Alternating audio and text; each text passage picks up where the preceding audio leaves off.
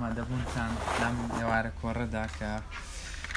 بۆ بەڕێز نووسەر و وەرجێڕ و مامۆستای زانکۆ عەبدولخاڵقی یعقوبی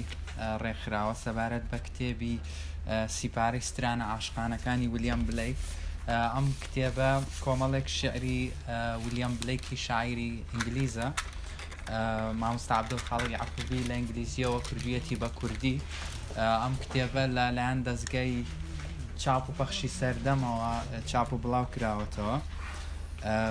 مامۆستا عەبدولخاڵقی یعقوبی جگە لەو کتێبە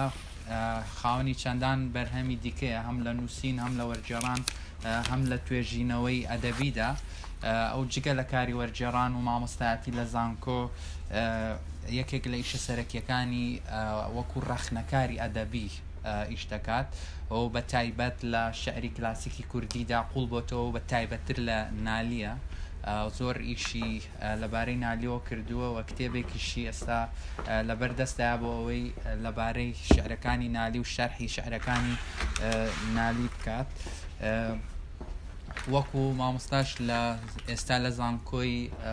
هەولێری نێودەوڵەتی وانە دەڵێتەوە لەوێ. ئەگەر هەر لەم کتێبە سەیری شتی کتێبەکە بکەن، کاک عەبدولخاڵقی یعقوبی کۆمەڵێک بەرهەمی هەیە، کۆمەڵێک بەرهەم هەم نووسرا و هەم وەرجێڕان هەم توێژینەوەی ئەدەبیش. بەرهەمەکان زۆرن، من نان خوێنمەوە، خۆتان دواتر دەتوانن سەیری بکەن. ئەم ئێوارە کۆڕە بۆ ناساندنی ئەم کتێبەیە، بۆیە کات بۆ بە مامۆستا دەدەم بۆ ئەوەی باس لەم کتێبە بکات و ناوەڕۆکی شعرەکان و ویلیام بلیک چێیە و شعرەکانی چین چ کاریگەریەکی هەبووەوە. ئەگەر بکرێت پەیوەستیشی بکاتەوە بە شعری کلاسیکی کوردیەوە، ئایا لەگەڵ شاعیرەکانی ئەمە لە چ پەیوەندیەکدا؟ فەرموومان. زۆر سپاس مامۆستا نەبەس، زۆر سپاسی هەموو لایەکتان دەکەم، ئەم کاتتان باش. سپاسی ناوەندی ڕەهەندیش دەکەم بۆ میوانداریان، بە تایبەت هاوڕێم کاک ئارام سدیق کە با بڵێن خاوەنی ئەم ناوەندەیە. زۆر خۆشحاڵم کە ئەوڕۆ لە سلێمانیم و لە خزمەت دۆستانێکی زۆر هۆگری کتێب کە هەمیشە گوتومە ئەوانەی کە هۆگری ڕاستەقینەی کتێبن و ئەوانەی کە هۆگری ڕاستەقینەی ئەدەبن بە تایبەت لە کوردستان ژمارەیان کەمە، بەڵام هەموو عاشقانی ڕاستەقینە هەر لە دنیادا ژمارەیان کەمە. بەڵام دڵخۆشم بۆی کە ئەوڕۆ هاتوومەتە ئێرەوە با بڵێن ڕێوڕەسمی ناساندنی کتێبێکم کردووە بە بیانی ئەوەی کە ئێوە ببینم و چەند وشەیەکیش قسە بکەین لەسەر گرنگی ئەو جۆرە کارانە لە بواری وەرجێڕان و هەندێکیش باسی تایبەتمەندی کتێبەکە دەکەم. لە ڕاستیدا من جگە لەم کتێبە وەکو تەرجەمەی شعر پێشتر ساڵی 2014 کتێبێکم وەرجێڕاوە بە ناوی چلچرای غەزەلە عاشقانەکانی ویلیام شێکسپیر کە وەشانخانەی مانگ لە ڕۆژهەڵاتی کوردستان چاپی کرد و لەوێشدا با بڵێن کەم و زۆر هەر مەبەستم ئەوە بوو کە خوێنەرەوەی کورد لە بواری ئەدەبیاتدا بتوانێت بە زمانی کوردی ئاشنای شعری داهێنەرانەی جیهانی بێت، بە تایبەت ئەو شاعرە کلاسیکانەی جیهان کە بە بێگومان کاریگەرێتیان لەسەر هزر و جوانی ئەدەبیات لەسەر ئاستی هەموو جیهان بووە و لە هەمان کاتیشدا هەوڵێک بێ بۆ ئەوەی کە توانستەکانی زمانی کوردی تاقی بکەینەوە کە بزانین تا چەندە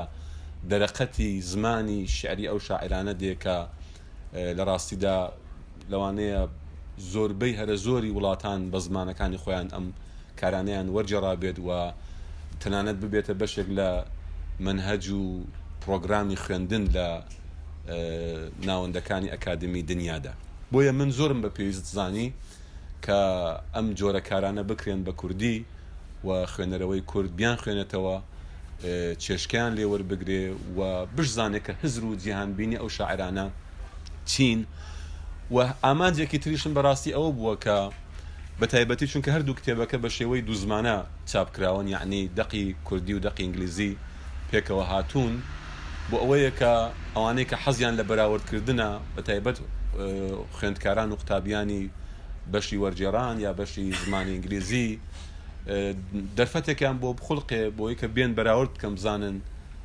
بۆ نمونە وەرجێڕێکی وەکو من چی کردووە لەو بوارەدا تا چەندە سەرکەوتووە و تا چەندە بەسەر داکەوتووە ئەو ئامانجەش بەڕاستی ئامانجێکی گرینگە چونکە بە بڕوای من زۆر جار وەرجێڕەکان مافی ئەوە لە جۆرێک لە جۆرەکان لە خوێنەری ئاسایی بە تایبەتی زەوت دەکەن کە بتوانن هەڵسەنگاندنێک ئەنجام بدەن لە نێوان دەقە ڕەسەنەکەەوە دەقە وەرجێردراوەکە. ئەگەر بە کورتی بمێ باسی ویلیام بلێک وەکو کەس بکەم و دواتر وەکو کەسایەتیەکی ئەدەبی، بلێک ساڵی 1950 لە لەندەن لەدایک بوو و ئەگەر لە بەرچاوی بگرین یعنی با بڵین کۆتاییەکانی سەدەی 18 و سەرەتاکانی سەدەی 19 چونکە ساڵی 1927 هەر لە لەندەن کۆچی دوایی کرد،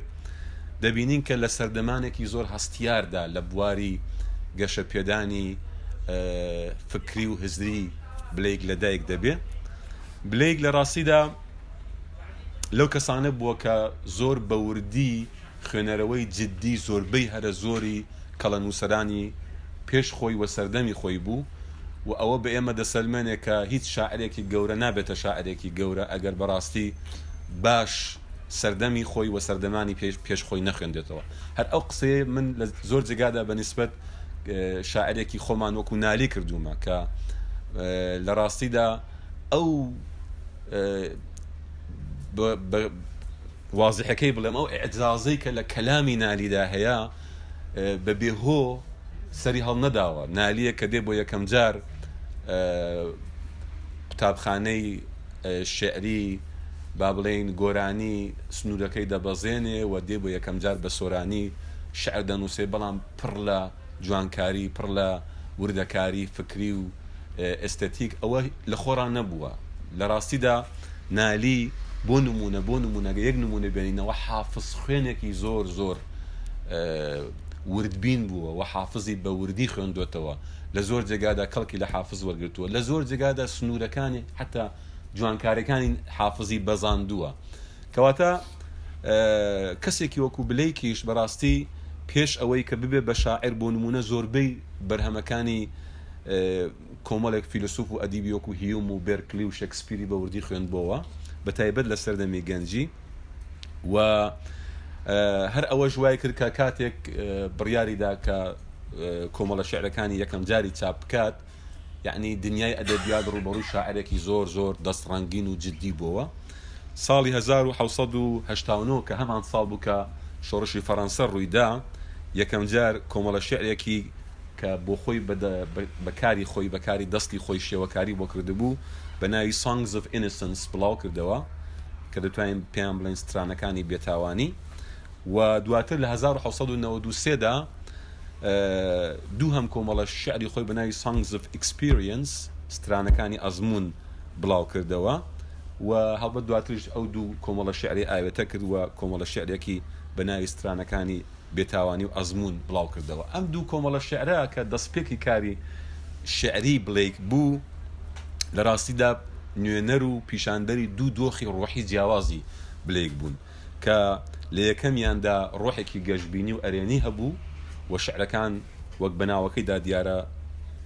سترانەکانی بێتاوانی پیشاندەری ڕۆحی پاکیزەی و پاقژی و بە کورتی منداڵانەی مرۆڤە و ئەیکتریان سترانەکانی ئەزمون لە ڕاستیدا پیشاندەری دۆخێکی ڕەشبینانە و نەرێنی بوو و لە ڕاستیدا ئەو دوو کۆمەڵە شعرە زۆر ناوبانگیان هەیە لە جیهانی ئەدەبیاتدا و لە زۆربەی زانکۆکانی ڕۆژاوا ئەم شعرانە بە نمونە دەخێندرێتەوە. بەڵام ئەگەر کەمێک لە لایەنی بلێک وەکو شخصی خۆی زوومی کامێراکەمان بکشێنینەوە دواوە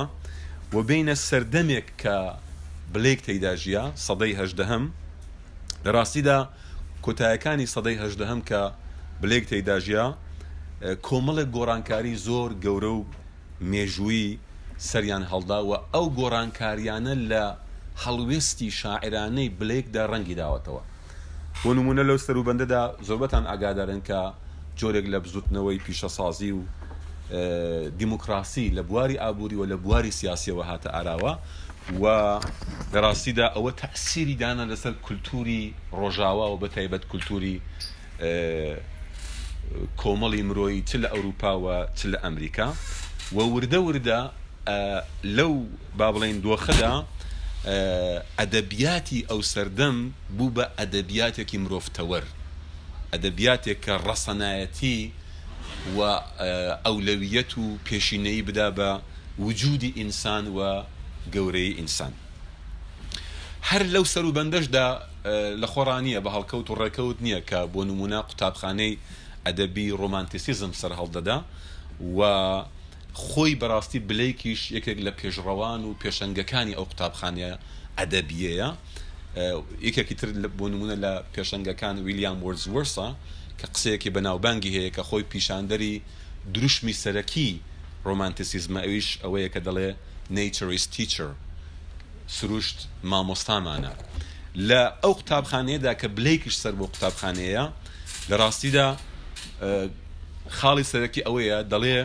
دابڕانی مرۆڤ لە سروشت کارەساتی لە دەکەوێتەوە ئەو کاتەیە کە قەیران و جۆرێک لە شێواوی لە جیهان دروست دەبێت کە مرۆڤ لە تەبیعەت بەواتە گشتیەکەی و لە تەبیعەتی خۆشی بەواتە تایبەتەکەی جیا دەبێت و دادەبڕێ کەواتە بۆ ئەوەی کە ئێمە دانەبڕین لە سروشت و قەیران دروست نەبێت لە تەبیعەت و لە ناخی ئینساندا لە جیهانی ئافاق و لە جیهانی ئەنفۆسدا بە تەعبیری عارفان ڕێگا ئەوەیە کە جارێکی دیکە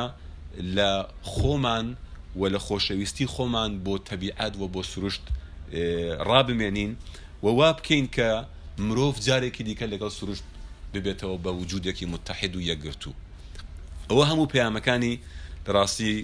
قوتابخانەی ڕۆمانتیسیزمە و ویلیام بلێک لەوەها دۆخێکی کۆمەڵایەتی و کولتوری لە ڕاستیدا چاوی بە دنیای ئەدەبیدا پشکوت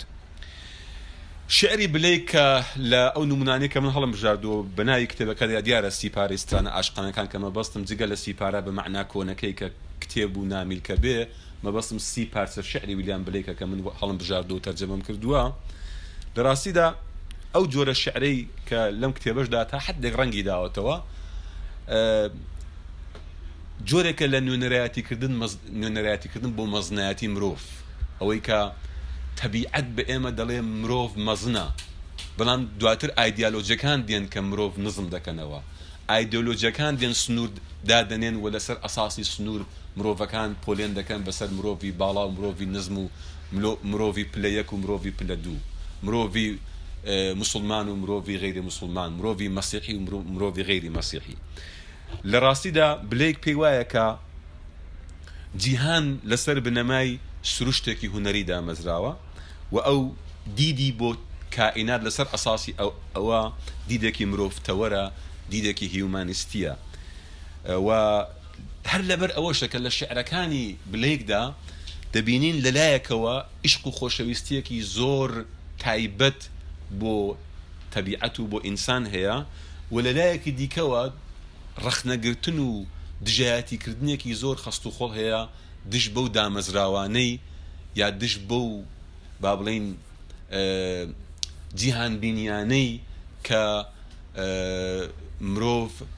بە جۆرێک لە تەبیعەت و لە سروشت دادەبڕن و وا دەکەن کە لە ڕاستیدا ئەو تەبیعەتە پاکە کائیناتەی کە هەیە و بلێک پێی وایە کە لە ذاتی خۆیدا بەڕاستی پاکە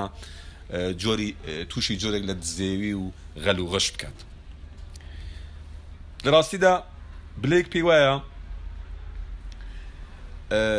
ئازادی و دادپەروەری ئینسان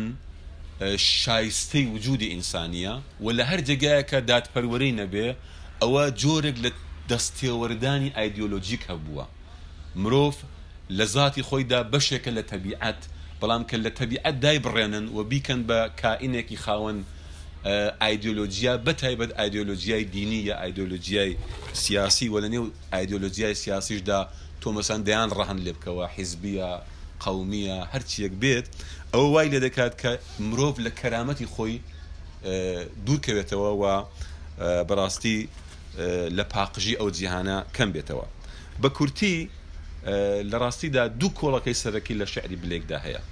کۆڵەکەی یەکەم ئەوەیە کە بلێک دیدێکی هیومانیستی و ئاشقانەی بۆ مرۆڤ و بۆ ژیان و بۆ جیهان هەیە، و کۆڵەکەی دووەم ڕوانینێکی ڕەخنەگرانەی زۆر توندە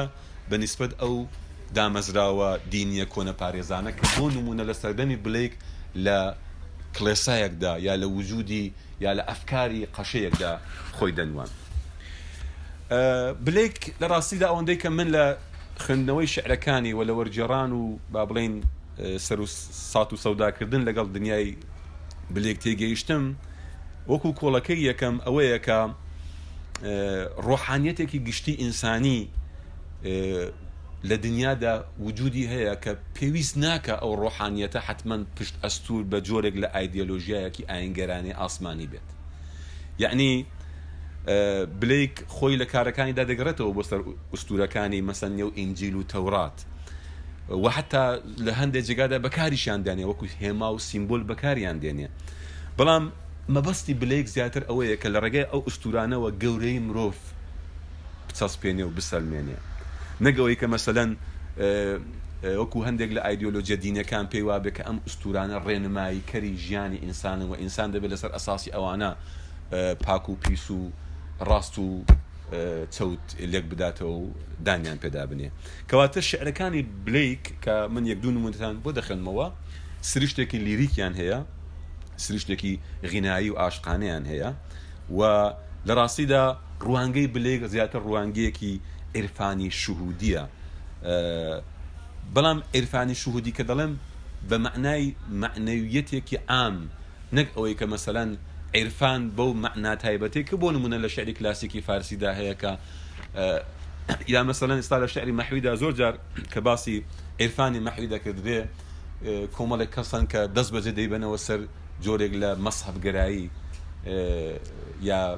شەریعەتگەرایی مەحوی، بەڵکو عرفان بە معنە عامەکەی کە بریتی بێ لە معنەویەت و زەخیرەیەکی معنەوی بۆ وجودی ئینسان کە بتوانێت ئینسان لە سایەسەری ئەو معنیەتەوە باوەڕی بە مرۆڤایەتی و باوەڕی بە ژیانێکی مرۆیانە هەبێت. حتا ئەم چونکە بلێک ئەگەر کەم و زۆر ئاشنای کارەکانی بوو بێتن، بێزگەلەوەی کە شاعر بووە شێوەکار بووە و دیوانە شعرەکانی خۆی کە چاپ کردو لە پەناشەوە شێوەکاری بۆ کردووە، هەر بە شێوەکارەکانشەوە بۆ نمونە فرۆشتوویەتی تابلۆکان و ئیماژەکانیشی هەر پڕن لە کەسایەتی پیرۆز و لە فریشتەکان و ئەوانە، بەڵام ئەوە بەعنەی ئەوە نەبووە کە قاچی ویلیام بلێک لە ئەردا ببڕێ و باوەڕی بەوە نەبوو بێ کە ئینسان خۆی دەتوانێت یاسادانەری ژیانی خۆی بێ. ئەوە قسەیەکی زۆر بەناوبانگی پێرس شێلیە کە دەڵێ شاعران یاسادانەرانی دانپیانەنراوی جیهانن. ئەوە شاعرانن کە یاسادانەن بۆی کە لەڕات ڕاستیدا ئێمە لە ژیانی خۆماندا چۆن بژین. بلێک لە ڕاستیدا لە ژیانی ڕۆژانەی خۆشیدا چەندین بەسەرهاتی هەیە کە نیشان دەدا چەندە مرۆڤ دۆست بووە، معنەوی بووە، عارف بووە، بەڵام نەک بە معنای ئینتمایەکی بۆ دینێکی تایبەت یا ئینتمای بۆ قەومێکی تایبەت، و لە ڕاستیدا ئەسلی خۆشەویستی لە لای ئەو پێش ئەسڵە سیاسەکان بووە، پێش ئەسڵە دینیەکان بووە، و ئەو قەت باوەڕی بە نوسخە پێچی ئەو ئایدیۆلۆژیانە نەبووە کە لەسەر ئەساسی بۆ نمونە دیانەتەکان دیان هەوێ باسی بڵین ژیانی مرۆڤ بکەن. نمونە شعرێکتان بۆ دەخەمەوە لە شعرەکانی بلێک بە ناوی شەت لە گوڵە باغی جوانم. زۆر بە کوردیشی دەکەمەوە، بە کورتی و بە کوردی. لە شعری شەت لە گوڵە باغی جوانمدا بلێک دەڵێ گوڵێک پێشکەشی من کرا جوانتر لە گوڵی بەهاری، بەڵام گوتم من خاوەنی شەت لە گوڵی جوانی خۆمم، ئیتر وازم لەو گوڵە شیری نەهێنا، گەڕامەوە بۆ سەروەختی شەت لە گوڵە جوانەکەی خۆم، تا شەو ڕۆژ لە ئامێزما بیپارێزم، بەڵام گوڵە باخەکەی من ئیرەیی برد و ئاوڕی لێ نەدامەوە و هەر دڕک و داڵی بوونەمایی دڵخۆشیم. لە ڕاستیدا لەم شعرەدا شاعر لە زمانی دەنگە شعرەکەوە، ئەوەی کە ئینگلیزەکان پێی دەڵێن speaking voice، باز لە گەڕانەوەی خۆی بۆ لای یاری خۆی دەکات و سەرباری ئەوەی کە یارەکەی لێی لالوودە و لەبەر ئیرەی بردن بۆی کە شاعر پێشتر لەگەڵ گوڵێکی تردا پەیوەندی بووە ئاوڕی لێ نادێتەوە، بەڵام شاعر دوجار بڕیار دەدا هەر بە دڕک و داڵی گوڵەکەی خۆشی دڵی خۆش بێت. ئەو پەیوەندی ئاشقانە ڕاستەقینەیە کە لەم شعرەدا وێنا دەکردرێ تەنانەت ئەگەر تفت و تاڵ و ناخۆشیش بێ لە چاو پەیوەندیەکی ئاشقانەی درۆ ئامێز کە ئەگەر بەڕواڵەت شیرینیش بێت شاعر بە باشتری لە قەڵەم دەدا و ئەم شعرەی بلەیک بە زمانێکی زۆر سادە پێمان دەڵێ کە ئەو شتێکی ئینگلیزەکان پێی دەڵێن true love واتە خۆشەویستی ڕاستەقینە لە ڕاستیدا دەتوانێت دەورێکی ئەساسی لە ژیانی مرۆڤدا بجێڕێ و دڕک و داڵ کە لەم شعرەدا دەتوانێت هێمای تاڵیەکانی ژیانێکی عاشقانە بن لە ڕاستیدا وا دەکات کە جۆرێک لە پاقژی و پاڵاوتەیی لە ناخی عاشق و لێرەدا هەڵبەت ئەو شاعرە دروست بێت و ئەمە جۆرێکە لە ڕوانگەی هیومانستی جۆرێکە لە ڕوانگەی سەرەتیدان و ئەولەویەتدان بە عیشقی ئینسانی کە ئەو عیشقا ئەگەر سەرنجتاندا بێت لێرە بە تایبەت لە دووتێی تعبیری شەت لە گوڵی جوان دەچێتە سەروی پەیوەندیەکی تەنها نێرومێ یا پەیوەندیەکی تەنها جسمی یا جنسی و لە هەمان کاتیشدا ئەگەر سەرنجتاندا بێت لێرەدا سپیکینگ ڤۆیسەکە معلوم نییە کە ئایا بۆ نمونە پیاوێکە کە قسە لە بۆ ژنێ دەکا یا ژنێکە کە قسە بۆ پیاوێک دەکا بەڵام بە هەر شێوەیەک لەم شعرەدا جۆرێک لە هیومانیزمی تۆخ دەبیندرێ. کۆڵەکەی دووەم کە باسم کرد لە شعری ویلیام بلەیکدا ئەو ڕەخنەگربوونەیەتی ویلیام بلەیک بەو زمانە تەبعەن لیریکەی خۆیەوە بە نیسبەت دامەزراوە دینەکان لەوانەیە زۆر جار ئێمە بەلامانەوە کەمێک سیر بێت شاعرێکی ڕۆمانتیسیست بیهەوێت جگە لە عیشق و خۆشەویستی باسی شتی تر بکە لە ڕاستیدا ڕەخنەگرتنی ویلیام بلەیک لە دامەزراوە دینیەکان و دواتریش لە هەندێک دامەزراوی سیاسیش لە ڕاستیدا دیسان دەگەڕێتەوە سەر خۆشەویستی ئەو بۆ ئینسان و دیسان باوەڕی ئەو بۆ مرۆڤتەوەربوون چونکە دامەزراوە دینیەکان وەک باسم کرد بە تایبەت لە سەردەمی ئەودا وجودی مرۆڤیان بچووک دەکردەوە بۆ نمونە مرۆڤ لە دامەزراوە دینیەکاندا ئەگەر کۆیلەی کڵێسا نەبوایە بە چاوی بەهادانانەوە چایان لێ دەکرد و هەر ئەوە دەبوو هۆی ئەوەی کە جۆرێک لە ئازادی گشتی ئینسانی پێشێل بکردرێ و مرۆڤ پتر لەوەی کە شایستەی ئەوەی بێکە لەسەر عەردبژی دەبووە جۆرێک لە با بڵێن لوتف و کەرەمی خوداوەندی بۆی کە لەسەر عەرز بێت لە کاتێکدا لە ڕاستیدا ویلیام بلەیک پێی وایە کە مەیلی جیسمانی ئینسان وجودی جیسمانی ئینسان بۆ خۆی جۆرێکە لە نیعمەت جۆرێکە لە کەرامەت و دەبێت بەبێ پەیوەندیدان بەوەی کە چێ دروستی کردووە یا لە پێناوییدا دروستی کردووە چاوی لێ بکەین وە گرنگی پێ بدەین هەر لەبەر ئەوەیە کە بەڕای بلەیک لە ڕاستیدا هەڵسەنگاندنی مەسەلەی چێژ لە ژیاندا بە گەزی تابووە دینەکان بە پێوەری تابووە دینەکان زۆر جار کۆمەڵگایەکی سەقەت و نەخۆش دروست دەکات کە لەوێدا ئینسان بە خاتری ئەوەی کە ئینتیمای بۆ ئایدیۆلۆژیایەکی تایبەت بێ بەهای هەیە نەک ئەوەی کە لە ذاتی خۆی داوەکو ئینسان بەهای هەبێت هەر لەبەر ئەوەیە کە لە ڕاستیدا ئەو زۆر باوەڕی بە چێژ بووە زۆر باوەڕی بە لەزەت لە ژیان بووە بەڵام لەلایەکی تریشەوە بە خاتی ئەوەی کە ئینسانێکی معنەوی بووە و باوەڕی بە کەرامەتی ئینسانی لە نێو دووتێی تەبیعەتدا بووە واش نەبووە کە باوەڕی بەوە بێ کە مرۆڤ دەتوانێت مەسەلەن هەوساری چێژ و لەزەت بپسەنێەوە چی پێخۆش بێ بیکات و بە تایبەت بۆ نمونە مەسەلەن بە بۆنەی خۆشی خۆی سنووری ئازادەکانی خەڵکانی تر ببەزیێنێ بۆیە لە ڕوانگەی بلەیکەوە معنەویەت و پاقژی ژیانی ئینسانی بەڕاستی جۆرێک لە یاسا و ڕێساشی تێدایە و وانییە کە بە شێوەیەکی ڕەها بێت لە یەکێک لە شعرەکانیدا بلەیک شعرێکی زۆر کورتی هەیە طبعا پێویست ناکەم ئینگلیزەکەی بخێنمەوە هەرچەند بەڕاستی دەق ئینگلیزەکەشی لە ئەو پەڕی جوانیدایە بەڵام بە هەر شێوەیەک وەرجێڕانەکەی دەخێنمەوە شعرێکی هەیە بە ناوی سافت سنۆ بەفری نەرمونیان کوردەکەی بەم شێوەیە دەڵێ ئەوێ ڕۆژێ بەفر باری و چوومە دەرێ گوتم بەفری نەرمونیان بابەکایە کاتی خۆش ببینە سەرێ کیژی بەفر کایەی کرد و لەو پەڕی گەشانەوەیدا توایەوە زستان وتی ئەم گەمەیە تاوانێکی ترسناکە بەلایەوە. ئەم شعرەکە زۆر کورت بەڵام دەربڕی بابەتی زۆر گرنگ.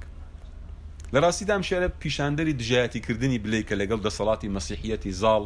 بەسەر سەردەمی ژیانی ئەودا، چونکە لەو سەروبەندەدا بەڕاستی کلێسا ئەگە بەراوردیکەین لەگەڵ ئێستا لە وڵاتانی ڕۆژاوایی دەسەڵاتێکی زۆر گەورەیان هەبوو. بربەرەکانی کردنە لەگەڵ کلێسا وەکو هێمای ئەو دەسەڵاتە، کلێسایەکی کۆنەپارێز، کلێسایەکی مێشک ڕزی و کە دژی هەر چەشنە پێشکەوتنێکی کۆمەڵایەتی کولتوری بوو و حتا سیاسی.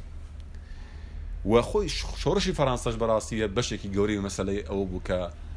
دەسەڵاتی پاشایەتی کە شەرعیەتی خۆی مەسەلەن لە دەسەڵاتی کلێسا وەردەگرت هەڵوەشێتەوە. لە هەمان کاتە ئەم شیعرە پەسەندی هێزی سروشتی مرۆڤ بۆ دروستکردنی گۆڕانکاری لە ڕەوتی ژیان و لە ڕەوتی جیهاندا دەکات. دەنگی شیعرەکە یا با بڵێن شاعرەکە خۆی لە ڕۆژێکدا کە بەفر دەبارێ بۆ دۆزینەوەی چەند ساتێکی خۆش ڕوو دەکاتە دەرەوە وەکایە لەگەڵ کچی بەفر دەکات. ینی لێرەدا بڵێک زۆر با بڵێن ناڵێک کچی بەفر ئەو شی بەکاردێنێ وەکو ڕاناو، بەڵام من لە کوردیدا بەتایبەت لە سۆرانی ناچار بووم کە کچی بەفر بەکاربێنم بۆی کە لە خوێنەری کورد تێ بگەێنم کە مەبەستی لێرە بەفر لە ڕەگەزی مێیە و دیارێک کە کایە لەگەڵ کچی بەفر دەکات تۆ بەفر کە کایی پێ بکەی بخێتە دەستەوە دەتوێتەوە و هەڵبەت بلێک دەهێ ناڕاستەخۆ بێ ئەمە بڵێ ئەمە شتێکی سروشتیە، تۆ مادام لەگەڵ بەفرکایە دەکەی بەفر دەتوێتەوە. بەڵام لە کتوپڕ لە نێو ئەو با بڵێن پرۆسێسە سروشتیەدا شتێک دیاردەیەک کەسێک فکرێک پەیدا لێ بێ بە ناوی زستان و دێ دەڵێ چی دەڵێ ئەمە ئەم گەمەیە تاوانێکی ترسناکە. ئەم زستانە لێرە وەکو بڵێک دەهەیە پێمانی پسەلمێنێ دەبێتە هێمای دەسەڵاتی کلێسا، هێمای عەقڵیەتێکی ئایدیۆلۆجیک کە ناخوازێ مرۆڤ بە شێوەی سروشتی کایە بکە و لە کایەشدا لەوانەیەدا بتوێتەوە. بە پێچەوانە دەیهەیە مۆرکی گوناح باربوون و تاوانباربوون بەو پرۆسە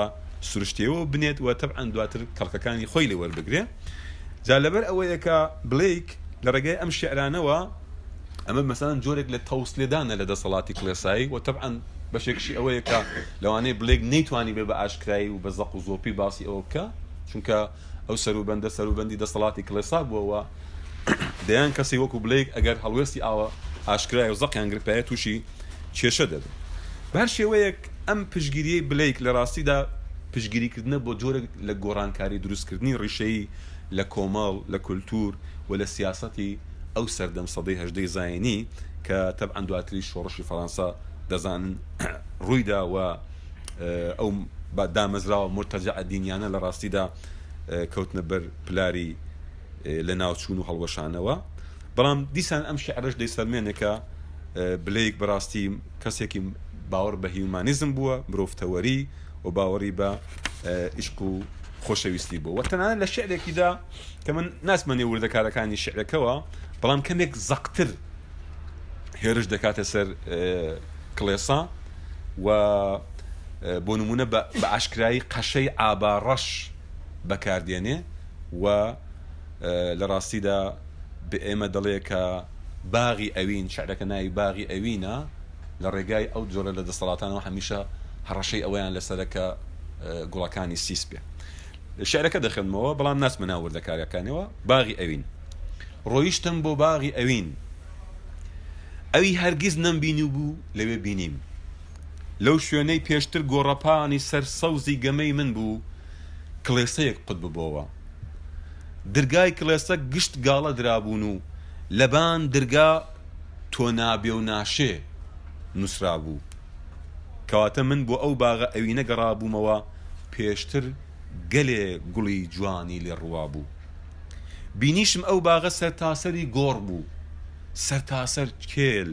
ئەو شوێنەی دەبوا ببێتە گوڵستانێک، قەشەش بە ئابای ڕەشەوە تەراتێنیان تیا دەکرد و خۆشی و خەونەکانی منیان بە دڕک و داڵەوە دەبەست. بە هەر شێوەیەک من نامێ بەڕاستی زۆر درێژدادڕی بکەم لەسەر ئەو کۆمەڵە شیعرە. ئەم کۆمەڵە شیعرە وەک باسم کرد هەوڵێکی خاکەرایانەی منە بۆ ئەوەی کە شاعرێکی ڕۆژاوایی لە سەروبەندێکی زۆر حەساسدا بە خوێنەرەوەی کوردی نیشان بدەم و تەنها یەک خاڵی زۆر بچووک باز دەکەم لە کۆتایی قسەکاندا ئەویش من هەست دەکەم لە نێوان دنیای بلەیک و دنیای دوو شاعری کلاسیکی ئێمەدا پەیوەندی زۆر نزیکەیە ئەوە بە بمێنێتەوە بۆ تۆژەران و تۆژینەوەکانی داهاتوو بۆ نمونە ئەو مەیلە بۆ حەقیقەت کە گوتم لە ویلیام بلەیکدا هەیە و لە شعرەکانیدا زۆر ڕەنگ دەداتەوە بۆ نمونە زۆر لە شعرەکانی مەحویشدا دەبیندرێ مەحوی بەڕاستی شاعرێکە کە ڕاستە بۆ خۆی پەروەردەی حجرە بووە ڕاستە مەلا بووە تەنانەت سەر بە تەریقەتی دینی بووە بەڵام بە حکمێکە شاعرێکی زۆر ڕەسەنیش بووە زۆر جار شعرەکانی سنووری ئایدیۆلۆجیەکانی خۆشی بەزاندووە و بۆ نمونە لە شعرێکی وەکو دڵ لە ئیدراکی حەقیقەت بێ بەشە بێداغی عیشق مەحویە دانا دەبێ بەم چاوە بینایی بکە دەبینین مەحوی لە ڕاستیدا عیشقی زۆر بە معنایەکی ئینسانی هێناوە و زۆر کەس کە دەیهوێ مەسەلەن ڕاوە و شرۆڤەکردنی شعری مەحوی بە زۆر بە هەندێک تێکستی دینی یا حەدیث ببەستێتەوە لە ڕاستیدا لەو جێگەیانە کورت و کەمیدێنێکە دەبینین مەحوی زیاتر مەبەستەکەی ئینسانی و حتا ڕەخنە لەو کەسانە دەگرێت کە سۆفی بن و یا زاهد بن و نوێنەرانی دەسەڵاتی شریعەتی ئەو سەردەمی خۆشی بن لەبەر ئەوەیە من تێزەکەم هەیە کە لەسەر مەحوی لێبوتارێکمدا باسم کردووە و تێزەکەی من پێم وایە تێزەیەکە بۆ میلیان بلێکش دەتوانێت بەجێبێ ئیش ئەوەیە کە عیشقی مەحوی دین نییە بەڵکو دینی مەحوی عیشقە ئەوە عیشقە کە هەموو مرۆڤەکان کۆ دەکاتەوە و جارێکی دیکە یەکگرتومان دەکاتەوە لەگەڵ ئەو سروشتە لەگەڵ ئەو تەبیعەتەی کە لە هەر جێگایەک دەستی مرۆڤی پێگەیشت بێ تووشی غەل و غەش هاتووە تووشی ئەو شتە هاتووە کە ئەمە ئەوڕۆپی دەڵێن ئایدیالۆجیا و ئینسانەکانی لە یەک دابڕاندووە و لە ڕاستیدا دنیای تووشی و هەموو قەیرانە کردووە کە بەتایبەت ئێمە ئێستا تێداهین دیسان زۆر سپاسان دەکەم هاوڕێیان زۆر سپاس کە تحملتان کردو ئەگەر پرسیارێک شتێک شەبێەوە من لە خزمەتدا مەمنون